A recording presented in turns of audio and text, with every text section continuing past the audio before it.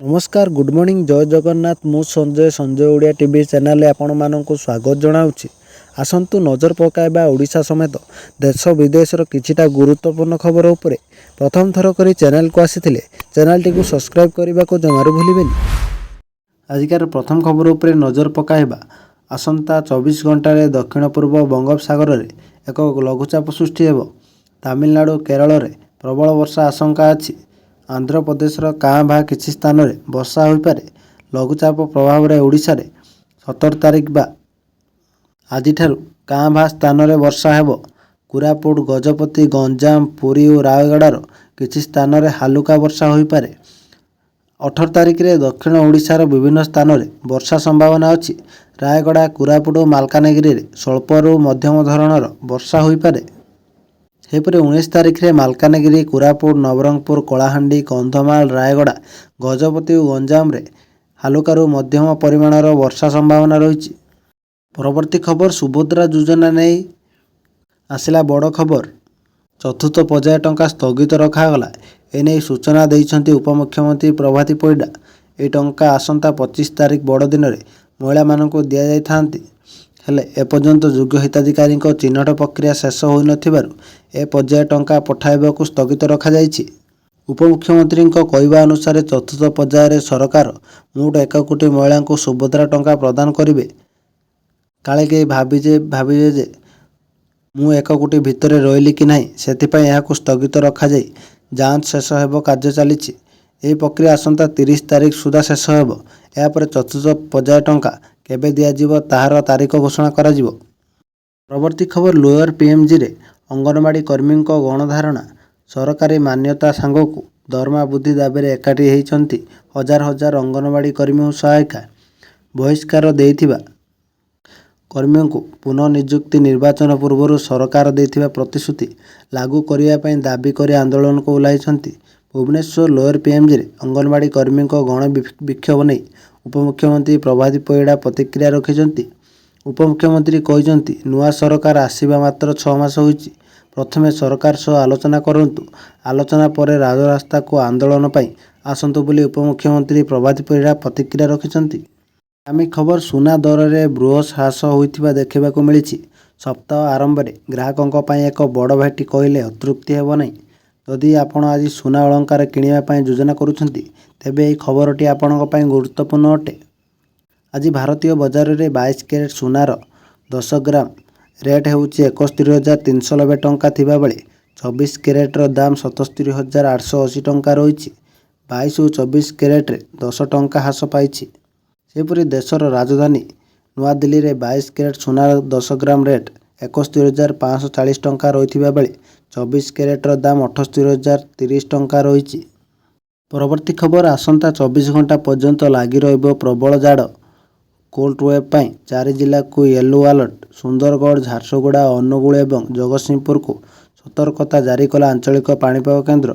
हाड़भंगा शीत सह घन कुहुड़ी करिबो अस्तव्यस्त।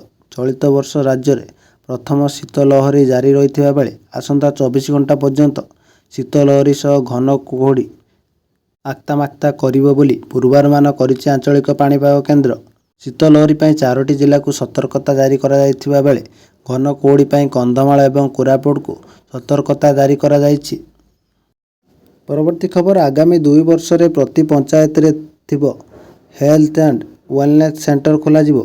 नेशनल डायलिसिस मिशन अधीन रे राज्य रे पीपीपी मोड रे डायलिसिस सेंटर खोला जिवो। स्वास्थ्य मंत्री डॉक्टर मुकेश मलिंग रविवार एक कार्यक्रम में जोगदेवा अवसर में यह कहते। से कहते जे स्वास्थ्य संचालन को सुदृढ़ करने सरकार उद्यम आरंभ कर देइछन्ति। एबे राज्य रे प्राय 1100 थिबा बेले आगामी 5 वर्ष रे याको द्विगुणित करा जिवो। या छड़ा आगामी दिन में राज्य रे प्रति जिले में मेडिकल कॉलेज स्थापन करने सरकार कार्य आरंभ कर देइछन्ति। आगामी खबर मुख्यमंत्री मोहन चरण माझी आज 3 दिनिया गस्तरे केन्दुझर जिला गस्तरे आसिबे। एथिमे प्रशासन पक्षर व्यापक सुरक्षा व्यवस्था ग्रहण करा जाइछि। से सदर और चंपुआ निर्वाचन मंडली रे विभिन्न स्थान में सरकारी और घरोई कार्यक्रम में सामिल हेबे। से एयरक्राफ्ट कैरियर सुधा सकाळ 9:25 भुवनेश्वर बाहरी केन्दुझर आसी सदर ब्लॉक ରାଇସୁଆ ଏୟାର ଷ୍ଟ୍ରିପ୍ରେ ପୂର୍ବାହ୍ନ 10ଟାରେ ସମୟରେ ଓହ୍ଲାଇବେ। ସେଠାରୁ ପୂର୍ବାହ୍ନ 10ଟା25ରେ ସିଧାସଳଖ ବାଲିଆଗୁଡ଼ା ନିକଟ ଅଶୋକ ବାଟିଆ ଯାଇ 7ମ ସର୍ବଭାରତୀୟ ସାନ୍ତାଳୀ ଲେଖକ ସଂଘର ସମ୍ମିଳନୀରେ ଯୋଗଦେବେ।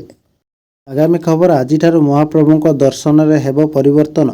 କାରଣ ଆଜି ଶ୍ରୀମନ୍ଦିର ରତ୍ନଭଣ୍ଡାର ମରାମତି କାର୍ଯ୍ୟ ଆରମ୍ଭ ହେବାକୁ ଯାଉଛି। ଭାରତୀୟ ପ୍ରତ୍ନତାତ୍ତ୍ୱିକ ବିଭାଗର ଉଚ୍ଚସ୍ତରୀୟ ବିଶେଷଜ୍ଞଙ୍କ ଦ୍ୱାରା ଏହି ମରାମତି କାର୍ଯ୍ୟ ହେବ। ଏହି ସମୟରେ ବାହାର କାଠରୁ ମହାପ୍ରଭୁଙ୍କୁ ଦର୍ଶନ କରିବେ ଶ୍ରଦ୍ଧାଳୁ। ଗତ ବୁଧବାର ଦିନ ଶ୍ରୀମନ୍ଦିର କାର୍ଯ୍ୟାଳୟରେ ଏ ସମ୍ପର୍କିତ 36 ନିଯୋଗ ବୈଠକ ଅନୁଷ୍ଠିତ ହୋଇଥିଲା। ବୈଠକରେ ଶ୍ରୀମନ୍ଦିର ମୁଖ୍ୟ ପ୍ରଶାସକ ଅରବିନ୍ଦ ପାଢ଼ୀଙ୍କ ଅଧ୍ୟକ୍ଷତାରେ ବସିଥିବା ବୈଠକ ଏହି ନିଷ୍ପତ୍ତି ନିଆଯାଇଛି। ଆଗାମୀ ଖବର ଦେଶରେ ଖୁବ୍ ଶୀଘ୍ର ଲାଗୁ ହୋଇପାରେ ଅଷ୍ଟମ ବେତନ କମିଶନ। ଏନେଇ ନୂଆ ଅପଡେଟ୍ ସାମ୍ନାକୁ ଆସିଛି। ଅଷ୍ଟମ ବେତନ କମିଶନ ଲାଗୁ ହେବାକୁ ନେଇ ଦେଶର ଲକ୍ଷ ଲକ୍ଷ କର୍ମଚାରୀ ଅପେକ୍ଷା କରି ରହିଥିବା ବେଳେ ଏନେଇ ବଡ଼ ଅପଡେଟ୍ ସାମ୍ନାକୁ ଆସିଛି। ଅଷ୍ଟମ ବେତନ କମିଶନ ଲାଗୁ କରିବାକୁ ନେଇ କେନ୍ଦ୍ର ସରକାର ବଡ଼ ଘୋଷଣା କରିପାରନ୍ତି। ଏନେଇ ପ୍ରସ୍ତୁତି ଚଳାଇଛନ୍ତି କେନ୍ଦ୍ର ସରକାର। ମୋଦି ସରକାରଙ୍କ ତୃତୀୟ ପାଳିର ପ୍ରଥମ ବଜେଟ୍ରେ ଅଷ୍ଟମ ବେତନ କମିଶନ ଲାଗୁ ହେବା ନେଇ ବଡ଼ ଅପଡେଟ୍ ଆସିବ ବୋଲି ଆଶା କରାଯାଉଥିଲା। କିନ୍ତୁ ଆସନ୍ତା ବଜେଟ୍ରେ ଏନେଇ ବଡ଼ ଘୋଷଣା କରିପାରନ୍ତି କେନ୍ଦ୍ର ସରକାର। ତେବେ ଅଷ୍ଟମ ବେତନ କମିଶନ ଲାଗୁ ହେବା ନେଇ ସେଭଳି କୌଣସି ବଡ଼ ଘୋଷଣା କରିନାହାନ୍ତି କେନ୍ଦ୍ର ସରକାର, ଯାହାଫଳରେ ଲକ୍ଷ ଲକ୍ଷ କର୍ମଚାରୀ ନିରାଶ ହୋଇଥିଲେ। ଆଜିକାର ଶେଷ ଖବର ଉପରେ ନଜର ପକାଇବା। ଦିଲ୍ଲୀର ପିଛା ଛାଡ଼ୁନାହିଁ ବାୟୁ ପ୍ରଦୂଷଣ। କିଛି ଦିନର ନୀରବତା ପରେ ଦିଲ୍ଲୀ ପ୍ରଦୂଷଣ ପୁଣି ଖବର ଶିରୋନାମାକୁ ଫେରିଛି। କମିଶନ ଫର ଏୟାର କ୍ୱାଲିଟି ପୁଣି ଥରେ ଦିଲ୍ଲୀ ସହରରେ ତୃତୀୟ ଷ୍ଟେଜ୍ର କ୍ରୁଡେଡ୍ ରେସ୍ପନ୍ସ ଆକ୍ସନକୁ ଲାଗୁ କରିଛି। ବାୟୁର ମାନ ଅତ୍ୟନ୍ତ ଖରାପ ରହିଥିବାରୁ ସୋମବାର ଦିନ ଦିଲ୍ଲୀ ଏନ୍ସିଆର ଅଞ୍ଚଳରେ ଜିଆର୍ଏପିକୁ ଲାଗୁ କରାଯାଇଛି। ସୋମବାର ସକାଳ ସମୟରେ ଦିଲ୍ଲୀ ଅଞ୍ଚଳରେ ବାୟୁର ମାନ ଅତ୍ୟନ୍ତ ଖରାପ ରହିଥିଲା, ଯାହା ବାୟୁ ସୂଚକାଙ୍କମାନଙ୍କରେ 401ରୁ 450 ମଧ୍ୟରେ ରହିଥିଲା।